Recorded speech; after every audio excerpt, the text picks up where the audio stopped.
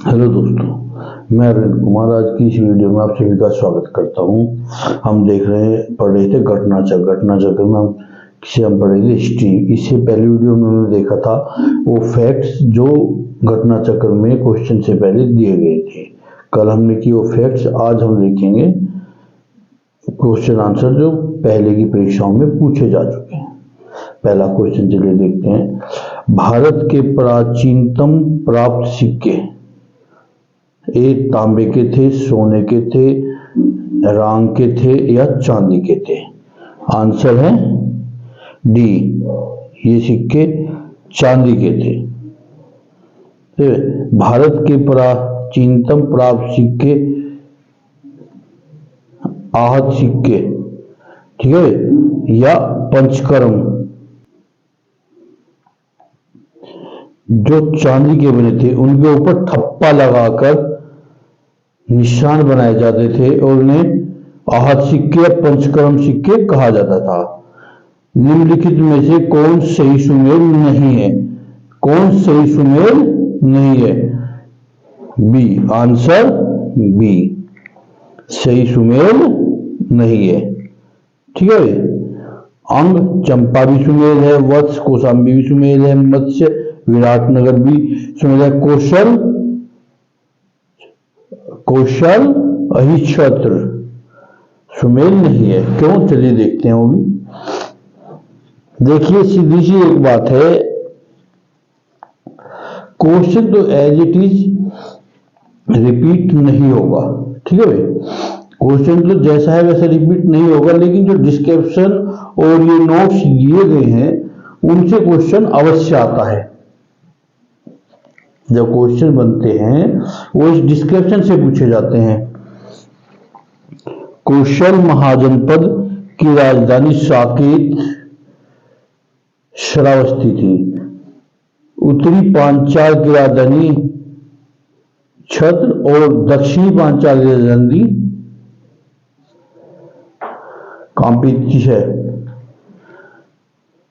कामपिल्य थी। शेष सभी विकल्प सही। सूची 1 सूची 2 को सुमेल कीजिए तथा सूचियों के नीचे दिए गए कूट की सहायता से सही उत्तर चुनिए।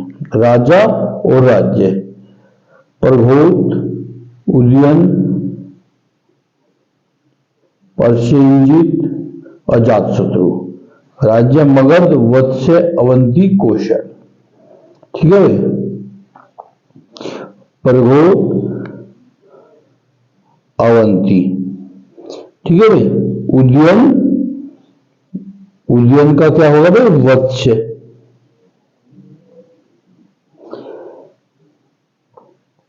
परसेनजीत का होगा कौशल और अजातशत्रु का होगा आपका मगध। ठीक है, चलिए अगला क्वेश्चन देखते हैं। चंद प्रघोत किस प्राचीन गणराज्य की राजा थे? आंसर है अवंती की। दूसरा क्वेश्चन है काशी अंग वज्जी। प्रचंड प्रघोत अवंती का शासक था। बुद्ध काल में अवंती की राजधानी उज्जैन थी।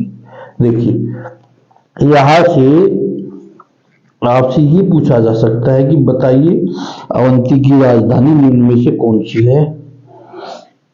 बिंबिसार के समय मगध के राजा चंड प्रघोत का संबंध महत्वपूर्ण था। एक बार प्रघोत के पांडु रोग से ग्रसित होने पर बिंबिसार ने अपने राजवैद्य जीवक को के उपचार के लिए भेजा था।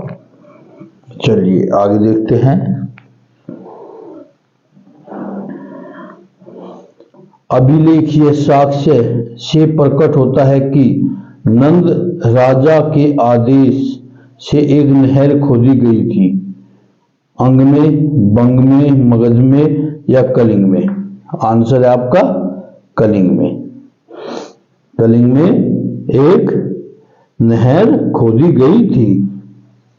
खारवेल के हाथी गुफा अभिलेख से किससे खारवेल के हाथी गुफा विलेख से नंद राजा महापद्मानंद की कलिंग विजय सूची होती है, या वहां दी गई है। उसके अनुसार नंद राजा जिस सेन की एक प्रतिमा उठा ले गया था, उसे कलिंग में एक नहर का निर्माण करवाया था। ठीक है भाई, चलिए आगे चलते हैं। उज्जैन का प्राचीन नाम क्या था? उज्जैन का प्राचीन नाम था अवंती। अवंतिका। मध्य प्रदेश में स्थित उज्जैन को भारत के प्राचीनतम ऐतिहासिक नगरों में गिना जाता है। यह 16 महाजनपदों में से एक अवंती की 2 राजधानियों में से एक थी। उत्तरी अवंती की राजधानी उज्जैनी और दक्षिणी अवंती की राजधानी महिष्मती थी। अवंती को अवंतिका भी कहा जाता है। ठीक है, आपको अवंतियाए या अवंतिकाए दोनों ही राइट है। निम्नलिखित मानचित्र में प्राचीन भारत में पाए जाने वाले 16 महाजनपदों में से 4 दर्शाए गए हैं, A, B, C, D। ठीक है, 4 महाजनपद दर्शाए गए हैं। ए पे है मत्स्य, बी पे है अवंती, सी पे है वत्स और डी पे है अंग। ठीक है, चलिए आगे चलते हैं।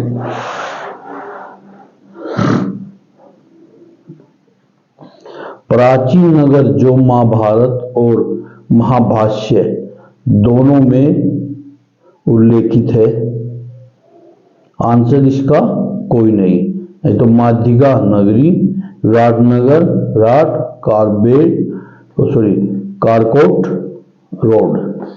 माध्यिका नगरी, माध्यमिका नगरी राजस्थान, भारत के चित्तौड़ के निकट एक प्राचीन नगरी है। इस नगरी का उल्लेख महाभारत और महाभाष्य दोनों में है। विराटनगर बैराट राजस्थान के जयपुर में स्थित है। महाभारत काल में पांडवों ने अपना ज्ञातवास यही व्यतीत किया था। इसका भी उल्लेख महाभारत और महाभाष्य दोनों में है। ठीक है, चलिए आगे चलते हैं। पाटलिपुत्र के संस्थापक थे उदयन, अशोक, बिंबिसार, महापद्मानंद। इनमें से कोई नहीं। देखिए, पाटलिपुत्र के संस्थापक कौन थे, चलिए देखते हैं। पाटलिपुत्र की स्थापना अजातशत्रु ने गंगा और सोन नदी के संगम पर पाटली ग्राम में एक किला बनाकर की थी। उदयन ने मगध राज्य की राजधानी राजगृह से पाटलिपुत्र स्थानांतरित की थी। ठीक है, चलिए आगे चलते हैं। मगध साम्राज्य की राजधानी पाटलिपुत्र के बारे में निम्नलिखित में से कौन सा कथन सत्य है? जो सच है कथन। पाटलिपुत्र पूर्व में गंगा नदी से तथा उत्तर में चंपा नदी से घिरा हुआ था। पाटलिपुत्र उत्तर में गंगा नदी से तथा पश्चिम में सोन नदी से घिरा हुआ था। पाटलिपुत्र दक्षिण में विंध्य पर्वत से और पूर्व में गंगा नदी से घिरा हुआ था। पाटलिपुत्र दक्षिण में विंध्य पर्वत से या पश्चिम में चंपा नदी से घिरा हुआ था। यानी जो कथन सत्य है वो देखना, सत्य कौन सा है? बी। सत्य कौन सा है? बी। ठीक है, पाटलिपुत्र उत्तर में गंगा नदी और पश्चिम में सोन नदी से घिरा हुआ था। मान के चलो ये क्वेश्चन ना आए, ये आ जाए कि बताइए पाटलिपुत्र के उत्तर में कौन सी नदी थी या पाटलिपुत्र के पश्चिम में कौन सी नदी थी। ठीक है, देखिए दिया गया है जैसे प्राचीन पाटलिपुत्र आधुनिक पटना, उत्तर में गंगा तथा पश्चिम में सोन नदी से घिरा हुआ है। ये भी पूछ सकता है कि प्राचीन पाटलिपुत्र का आधुनिक नाम निम्न में से क्या है। इसलिए जो डिस्क्रिप्शन है उस पर ध्यान दीजिए। पाटलिपुत्र को किस शासक ने सर्वप्रथम अपनी राजधानी बनाया था? चंद्रगुप्त, मौर्य, अशोक महान, चंद्रगुप्त, विक्रमादित्य और कनिष्क। इनमें से किसी ने नहीं बनाया। जो पाटलिपुत्र को सर्वप्रथम की राजधानी बनाया था वो उदयन ने बनाया था। उदयन ने राजगृह से अपनी राजधानी पाटलिपुत्र में स्थानांतरित की थी। ठीक है भाई। पाटलिपुत्र के उत्तर में गंगा नदी है और पश्चिम में सोन नदी है, और इसका वर्तमान में जो नाम है, जो आधुनिक नाम है, वो है पटना। चलिए आगे चलते हैं। निम्नलिखित में से किस राजा ने पाटलिपुत्र बसाया था? पाटलिपुत्र किसने बसाया था? अजातशत्रु ने। पाटलिपुत्र के देखिए पूछा, पाटलिपुत्र के संस्थापक थे कौन? पहले क्वेश्चन पूछा गया है, पाटलिपुत्र के संस्थापक थे अजातशत्रु।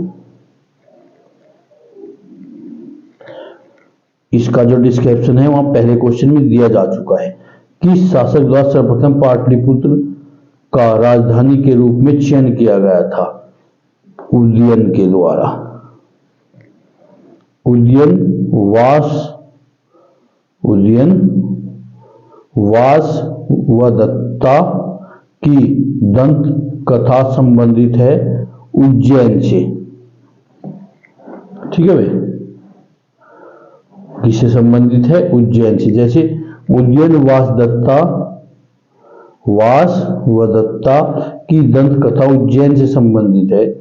इस कथा को महाकवि भास ने अपने नाटक में वर्णित किया है।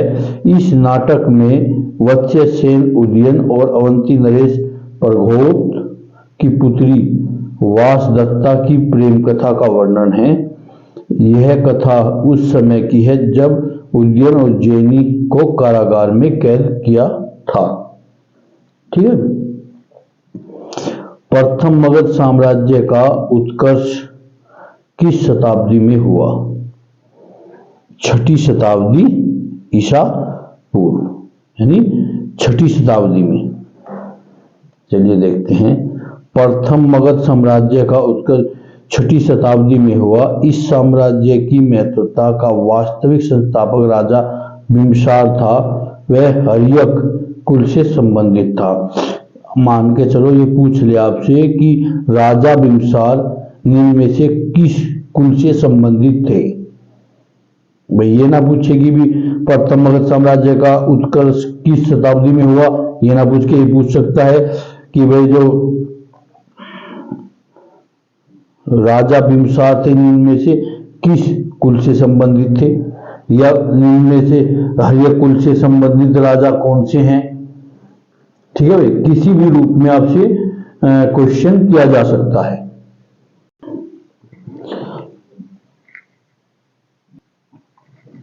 निम्नलिखित में से कौन सा एक ईसा पूर्व 6ठी शताब्दी में प्रारंभ में भारत का सर्वाधिक शक्तिशाली नगर राज्य था? मगध।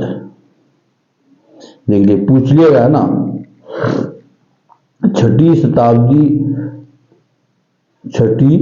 शताब्दी में के प्रारंभ में मगध भारत का सर्वाधिक शक्तिशाली नगर राज्य था। कई जातकों में इसकी समकालीन शहरों की अपेक्षा इसकी समृद्धि संपन्नता का साक्ष्य मिलता है। मगध की कौशल, अंग और काशी के साथ लंबी प्रतिद्वंदिता थी और इसमें सर्वोच्चता के लिए लंबा संघर्ष चला और अंत में मगध सफल रहा। ठीक है भाई। प्रारंभिक गणतंत्र में कौन सा नहीं है था?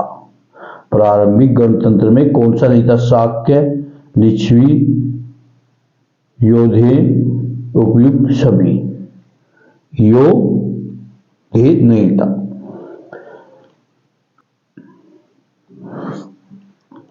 बुद्ध काल में गंगा घाटी में कई गणराज्यों के अस्तित्व के प्रमाण मिलते हैं, जो कपिलवस्तु, सुषुमारगिरी के मध्य के भाग्य, अलकप के बुली, केशपुट के कालाम, राम गाम के कोलिये, कुशीनगर के मल, पावा के मल, पावा के मल, पीपलीवन के मौर्य, वैशाली के लिच्छवी, मिथिला के विदेही, योधे गणराज्य का पहला उल्लेखित पन्नी ने किया। बाद में समुद्रगुप्त की प्रयाग प्रशस्ति में भी योधे गणतंत्र पर समुद्रगुप्त की विजय की सूचना प्राप्त होती है। इस प्रकार यह गणतंत्र 4वीं शताब्दी ईसा पूर्व में गुप्त काल तक विद्यमान था।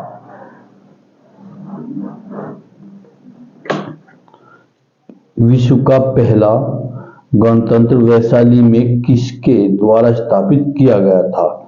लिच्छवी वंश के द्वारा, लिच्छवियों के द्वारा। वैशाली को लिच्छवियों ने विश्व का पहला गणतंत्र स्थापित किया था। वैशाली बुद्ध काल का सबसे बड़ा और शक्तिशाली गणराज्य था। देखिए, यह पूछा जा सकता है कि बुद्ध काल का सबसे बड़ा और शक्तिशाली गणराज्य कौन सा था? लिच्छवी गणराज्य,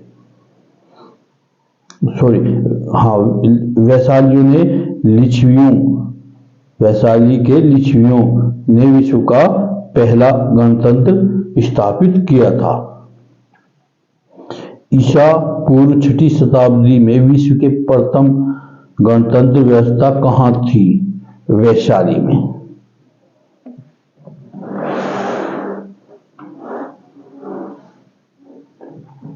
निम्न में से कौन सा युग्म उपयुक्त जोड़ी है, यानी सही है? चेटक लिच्छवी। राजा चेटक लिच्छवी गणराज्य के राजा थे। इनकी पुत्री चेलना का विवाह मगध नरेश बिंबिसार से हुआ। लिच्छवी वज्जी संघ के प्रधान वंशों में से एक था।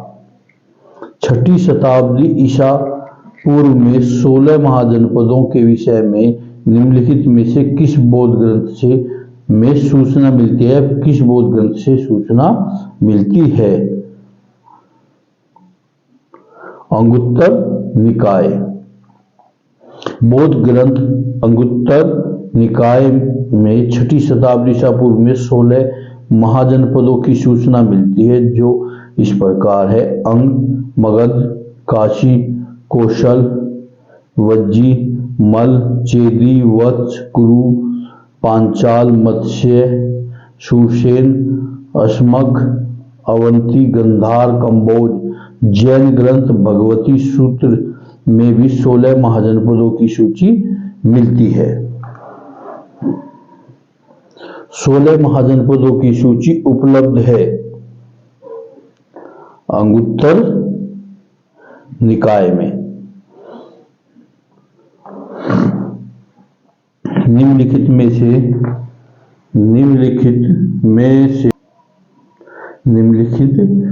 से एक बौद्ध ग्रंथ 16 महाजनपदों का उल्लेख करता है।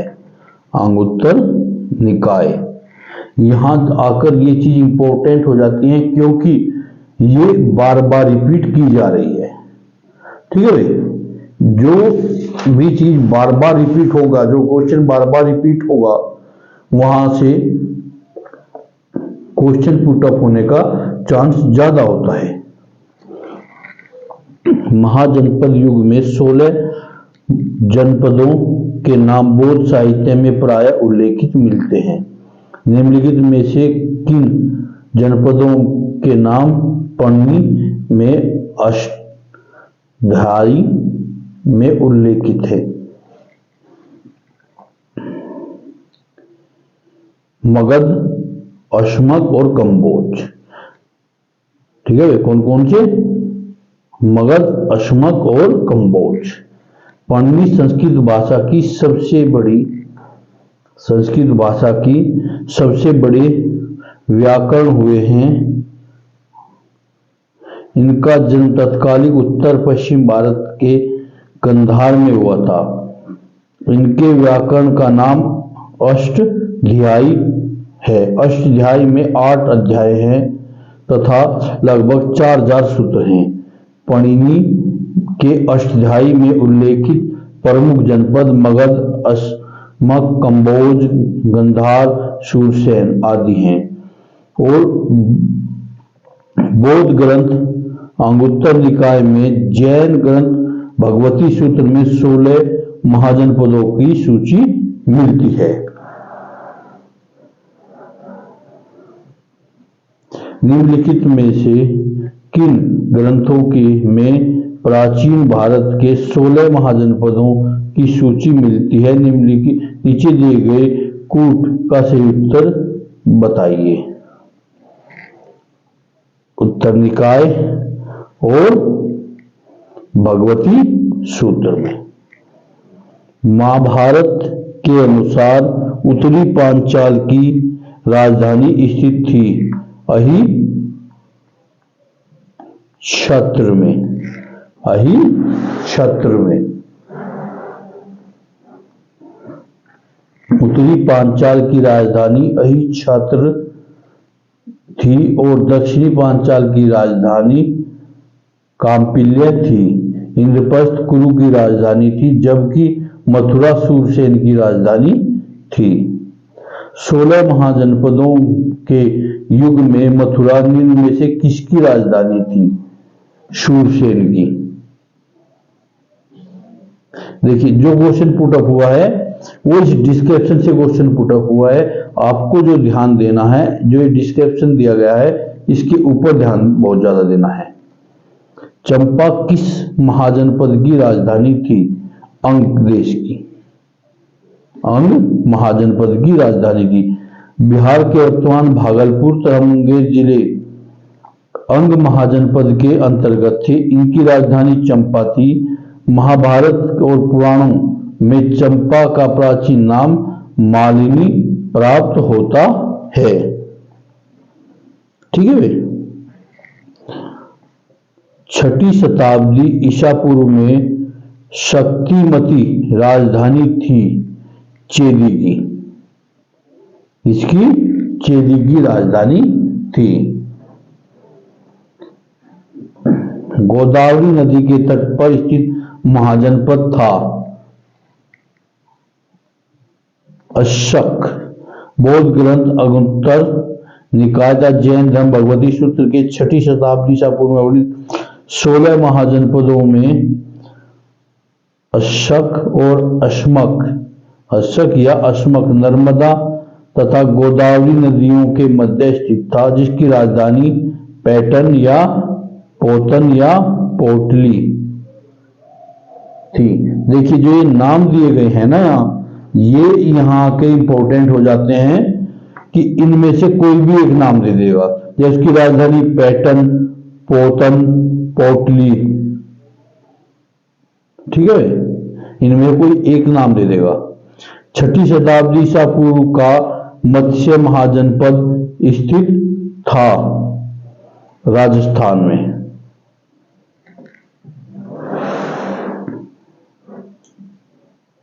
छठी शताब्दी ईसा पूर्व का मत्स्य महाजनपद राजस्थान के जयपुर, अलवर तथा भरतपुर जिले के निकटवर्ती क्षेत्रों में स्थित था। इसकी राजधानी विराटनगर थी।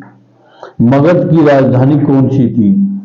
प्रतिष्ठान, वैशाली, गिरिव्रज, चंपा, यानी राजगृह या गिरिव्रज। पुराणों के अनुसार मगध पर शासन करने वाला पहला राजवंश वंश था।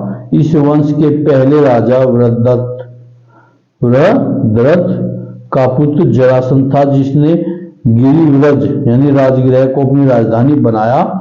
बौद्ध ग्रंथों के अनुसार मगध का प्रथम प्रतापी राजा बिंबिसार था तथा यह हर्यक वंश से संबंधित था। इसकी मृत्यु 492 ईसा पूर्व हुई थी। इसके पश्चात अजातशत्रु मगध का शासक बना। अजातशत्रु का पुत्र उदयन ने अपनी राजधानी राजगृह से पाटलिपुत्र स्थानांतरित की थी।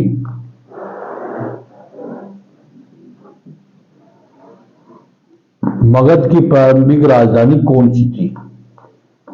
राजगृह। और उसके बाद पाटलिपुत्र हुई।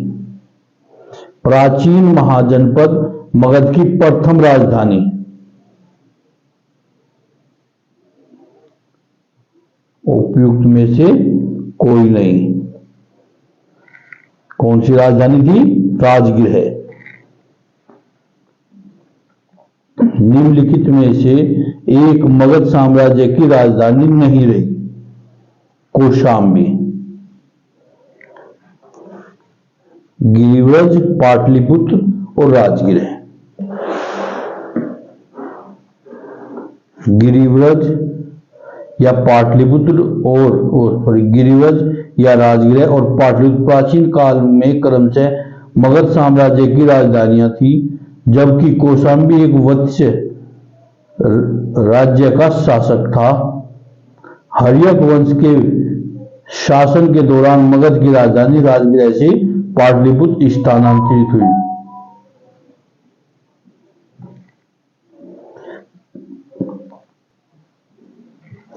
प्राचीन श्रावस्ती का नगर विन्यास किस आकृति का था? अर्धचंद्राकार।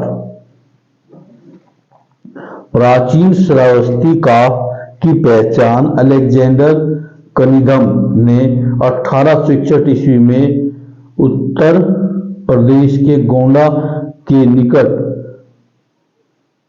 सहेत महेत वर्तमान श्रावस्ती नामक स्थान से की थी। उत्खननों के आधार पर ज्ञात हुआ कि प्राचीन श्रावस्ती का नगर विन्यास अर्धचंद्राकार था।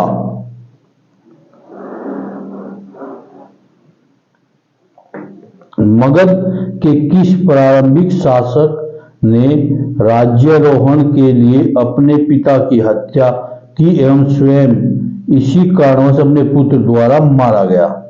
अजातशत्रु। मगध के शासक अजातशत्रु ने अपने पिता हर्यक वंश के संस्थापक बिंबिसार की हत्या कर गद्दी पर बैठा था। इसकी हत्या इसके पुत्र उदयन ने करा दी।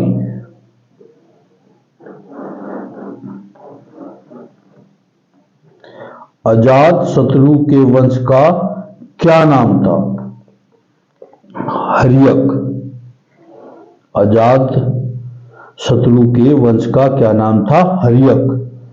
राजकुमार ने अपने पिता की मृत्यु के लिए उत्तरदायी था। राजकुमार जो अपने पिता की मृत्यु के लिए उत्तरदायी था, अजातशत्रु। ठीक है भाई, अजातशत्रु।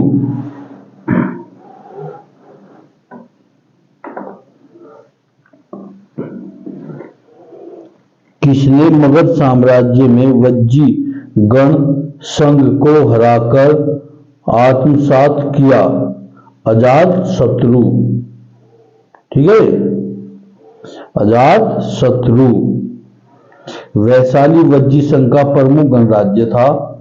यहाँ के शासक लिच्छवी थे। बिंबिसार के समय से ही मगध एवं वज्जी संघ में मनमुटाव था, जो अजातशत्रु के समय संघर्ष में बदल गया। निर्यावली सूत्र से ज्ञात किससे? निर्यावली सूत्र से ज्ञात होता है कि उस समय लिच्छवी गण का प्रधान चेटक था। उसने 9 लिच्छवियों, 9 मल्लों, 18 गणराज्यों को एकत्र करके मगध नरेश के विरुद्ध एक सम्मिलित मोर्चा तैयार किया। भगवती सूत्र से ज्ञात होता है कि अजातशत्रु इन सबका विजेता था। अजातशत्रु ने कूटनीति से काम लिया। पाटलीग्राम में उसने सुदृढ़ दुर्ग का निर्माण करवाया। तत्पश्चात उसने अपने मंत्री वशकार को भेजकर वज्जी संघ में फूट डलवा दी। फलस्वरूप वे परस्पर लड़ने लगे और उनका संगठन कमजोर हो गया। गंतव्य अजातशत्रु ने आक्रमण करके लिच्छवियों को पराजित किया और उनका भूभाग मगध राज्य में मिला लिया। मालवा क्षेत्र पर मगध की सत्ता का विस्तार निम्न में से किसके शासनकाल में हुआ था? शिशुनाग के। पुराणों के अनुसार मगध नरेश शिशुनाग ने अवंती यानी मालवा को जीतकर मगध राज्य में मिला लिया था। मगध में नंद वंश का संस्थापक कौन था? महापद्म नंद। मगध का पर शिशुनाग वंश के पश्चात नंद वंश का वर्चस्व स्थापित हुआ। नंद वंश का संस्थापक महापद्म नंद अथवा उग्रसेन था। पुराणों में और सर्व में और अपरो परशुराम कहा गया। मगध का कौन सा सम्राट अपरो परशुराम के नाम से जाना जाता है? महापद्म नंद।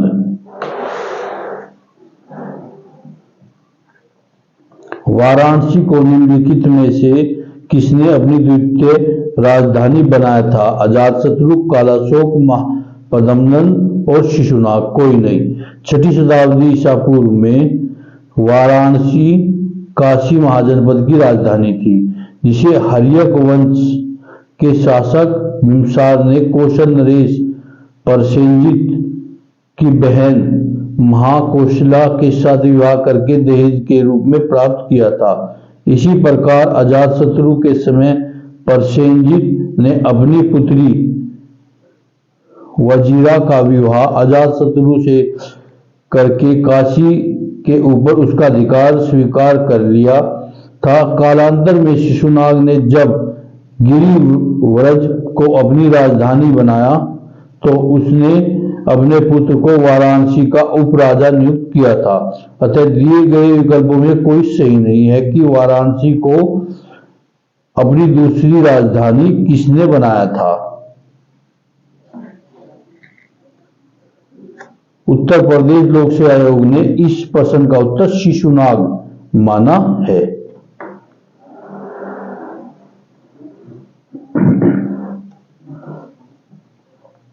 नंद वंश के पश्चात मगध पर किस राजवंश ने शासन किया? मौर्य। जिस राजवंश ने शासन किया? मौर्य। मगध के नंदवंश की स्थापना शिशुनाग वंश का अंत करके की गई थी। नंद वंश के कुल 9 राजा हुए थे। नंद वंश में अंतिम काल में जनता से बलपूर्वक धन वसूलने तथा छोटी छोटी वस्तुओं पर भारी कर लगाने के कारण जनता शासकों के विरुद्ध हो गई और चारों ओर घृणा एवं असंतोष का वातावरण व्याप्त हो गया। इसी का लाभ उठाकर चंद्रगुप्त मौर्य ने चाणक्य के सहयोग से धनानंद की हत्या कर नंद वंश का अंत कर दिया और नंद वंश के पश्चात मगध पर मौर्य वंश का शासन स्थापित हो गया। उसके उपरांत शुंग, गुप्त आदि ने शासन किया। राजा नंद का उल्लेख करने वाला अभिलेख प्रमाण है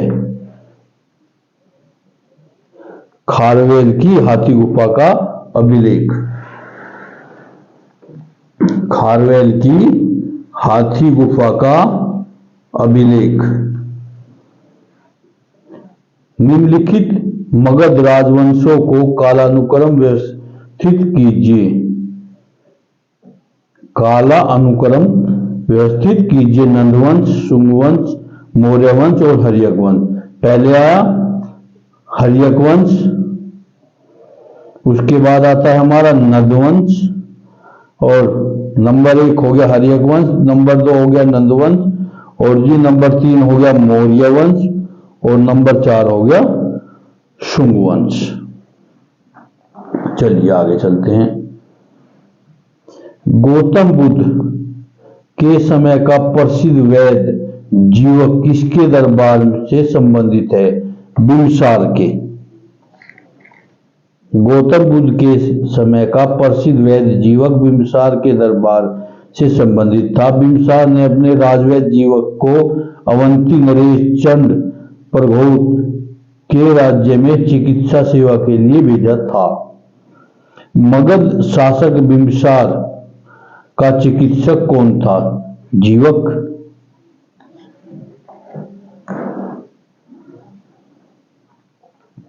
निम्नलिखित कथन ए और कथन बी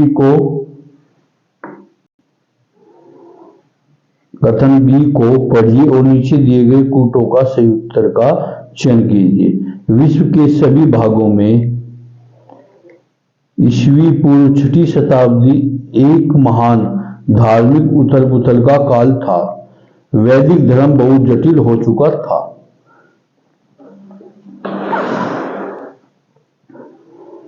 ए बी दोनों गलत हैं, बी ए और दोनों ए बी सही हैं। ए सही है, बी गलत है, ए गलत है, बी सही है। आंसर है बी, ए और बी दोनों सही हैं।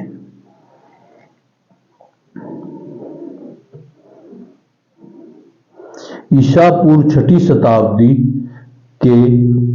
में उत्तर भारत के मध्य गंगा घाटी क्षेत्र में अनेक धार्मिक संप्रदायों का उदय हुआ। अनेक मत एवं दार्शनिकों के भाव में बौद्धिक आंदोलन का स्वरूप ग्रहण किया। विभिन्न मतों को मानने वाले सन्यासी घूम घूमकर अपने जीवन धर्म दर्शन का जन समुदाय में प्रचार प्रसार और एक दूसरे के दर्शन का खंड भी करते थे। यह भी महत्वपूर्ण है कि इस समय के बौद्धिक आंदोलनों के प्रमाण अन्य देशों से भी मिलते हैं। चीन, ईरान, यूनान के पुरातन सामान्यताओं को चुनौती देने वाले क्रमशः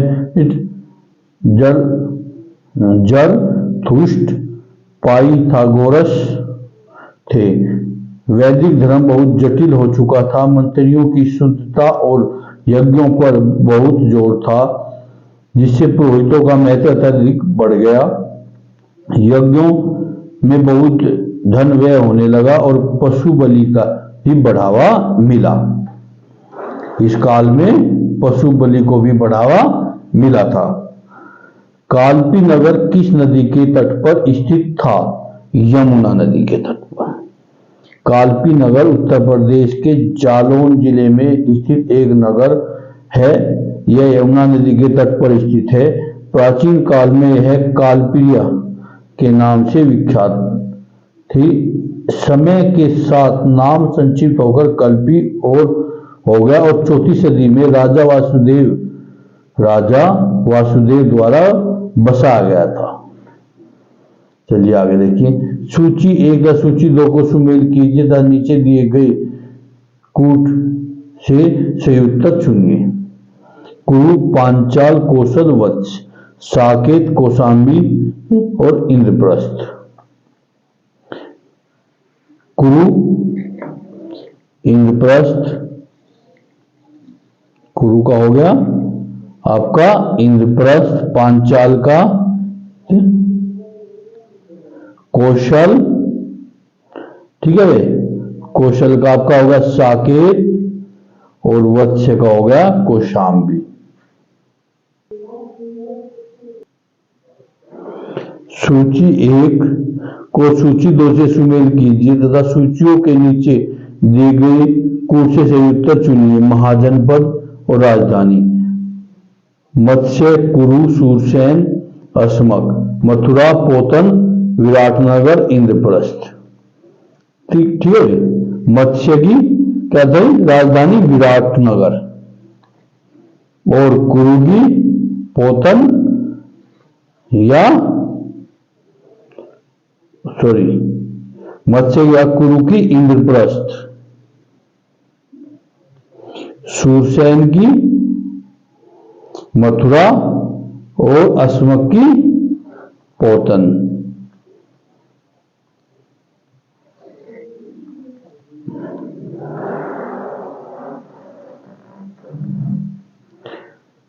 निम्नलिखित में से कौन सा सही सुमेलित नहीं है?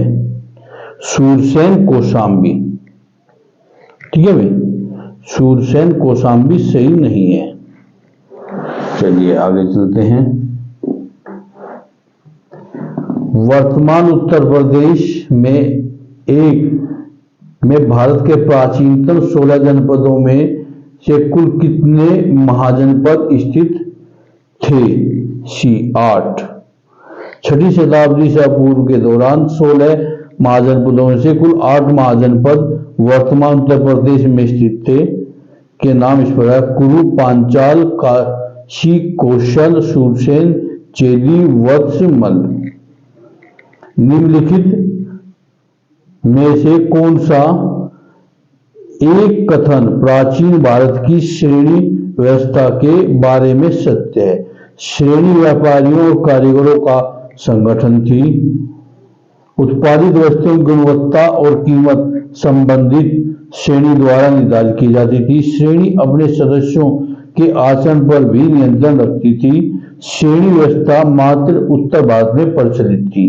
आंसर डी ठीक है, श्रेणी व्यवस्था केवल उत्तर भारत में प्रचलित थी। प्राचीन कालीन भारत में एक शिल्प और व्यवसाय करने वालों के समूह को श्रेणी की संज्ञा प्रदान की गई। इसके उद्भव का एक महत्वपूर्ण कारण उत्तर वैदिक काल में उद्योग धंधों का स्थानीयकरण था। श्रेणियां देश के व्यापार वाणिज्य का संचालन, वस्तुओं की गुणवत्ता व कीमत निर्धारण के साथ साथ अपने सदस्यों के आचरण पर भी नियंत्रण रखती थी।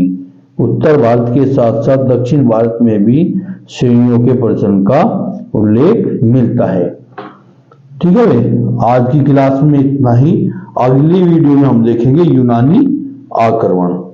ठीक है, देखिए जो भी क्वेश्चन आपको कराए गए हैं ये पहले एग्जाम में पूछे जा चुके हैं।